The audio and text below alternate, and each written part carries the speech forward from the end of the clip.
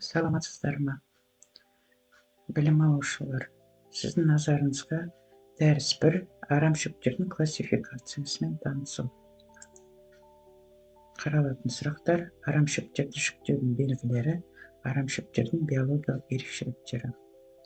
Гербология немесе агроценоздағы арамшөптер ауыл шаруашылығы дақылдарын, арамшөптерін және олармен күресу жолдарын қарастыратын ғылым саласы болып саналады. Ауыл шаруашылығының оның негізгі саласы, егін шаруашылығының басты міндеті халқымызды жеткілікті мөлшерде сапалы азық-түлікпен, мал шаруашылығына қажетті азықпен, өнеркәсіп орындарын шикізатпен қамтамасыз етуі.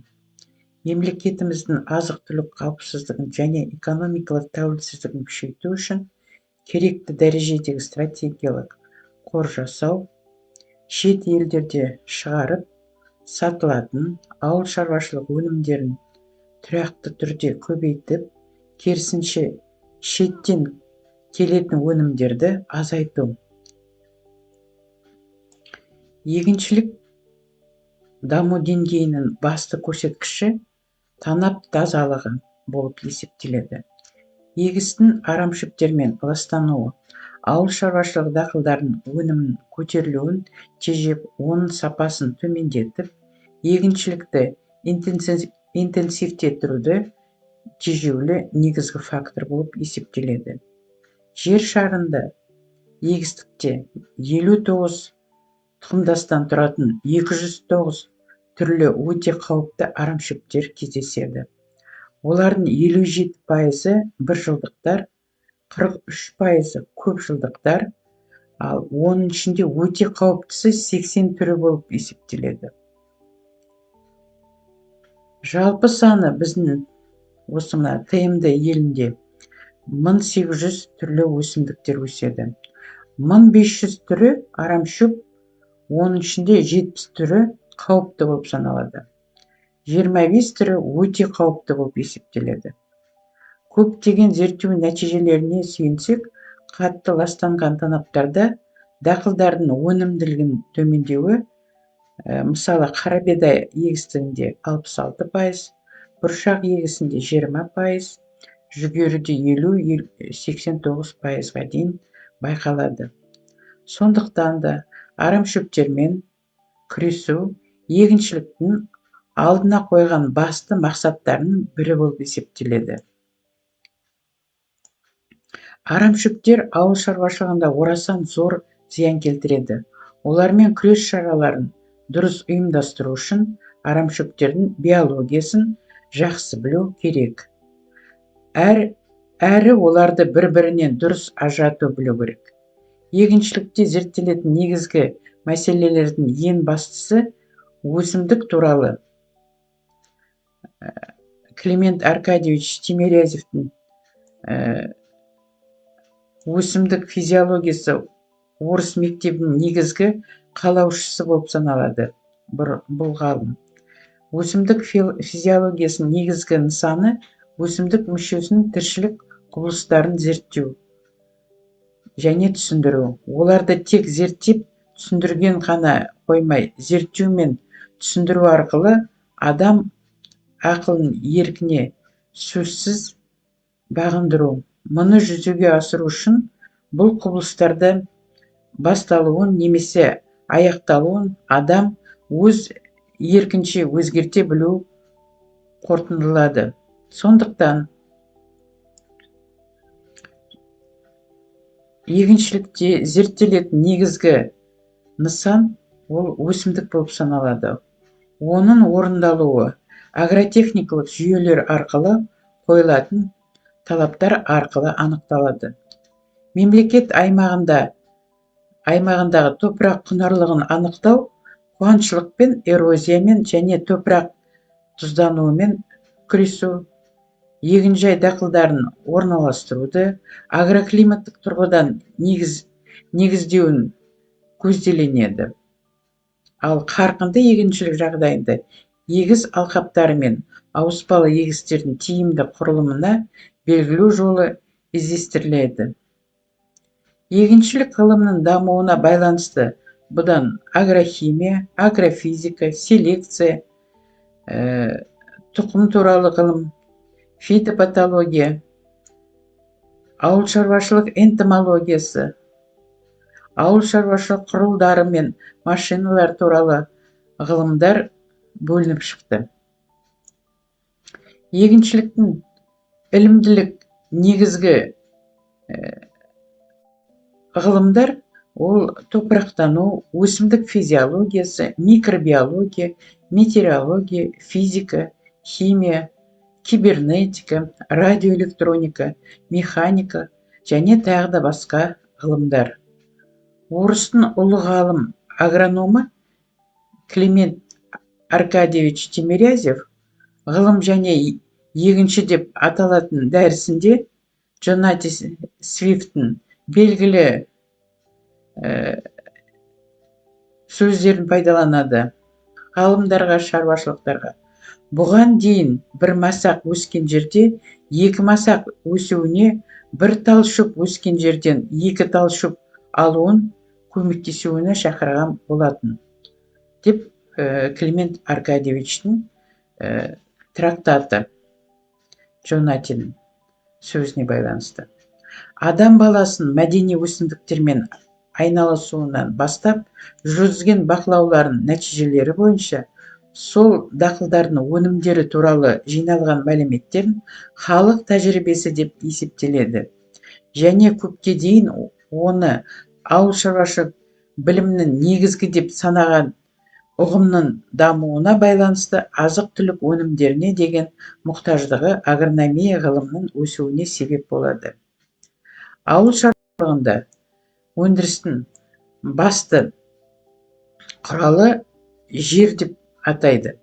Адамдар өздеріне қоректікке ауыл шаруашылығы өнімдерін өндіретін, мал шаруашылығына жем-шөп, өңдеу өнеркәсібіне шикізат ретінде техникалық дақылдарды осы жерге егіп өнімдерін алады.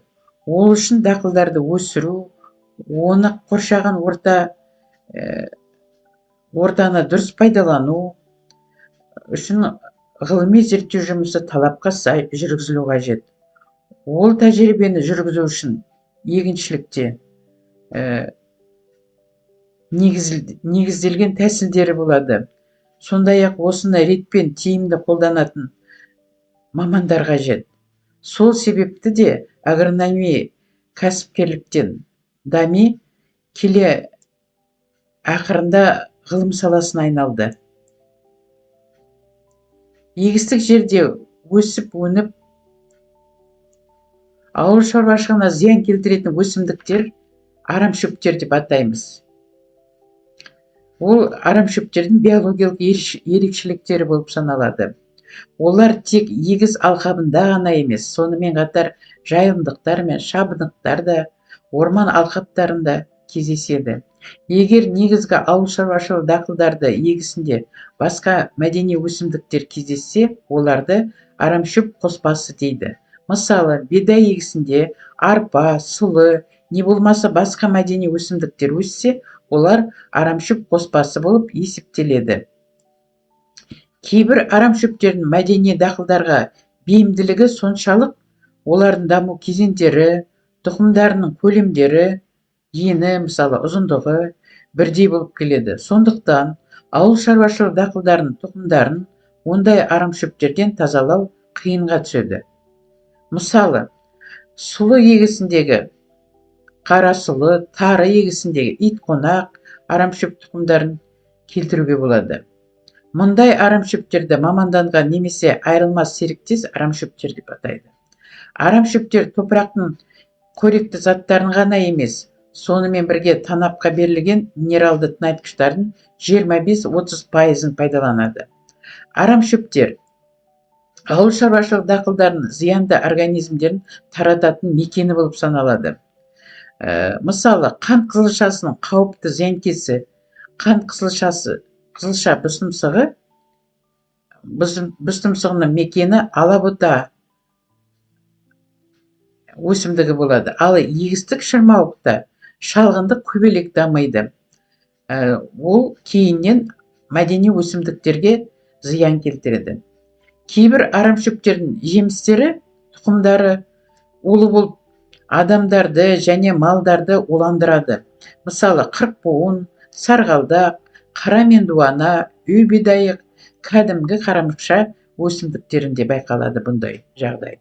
Ал жекелеген арамшөптердің жағымсыз иісі малдардың алынатын өнімдерін білдіреді.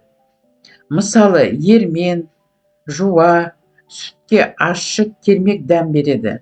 Жусан жапырақтары, ойран шөп тозаңдары адамдарда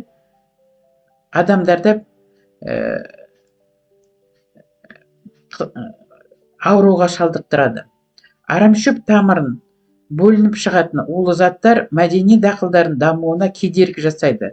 Мысалы, итқонақ арамшөбінің тамырынан бөлініп шығатын улы зат жүгерінің биіктігін кемітеді.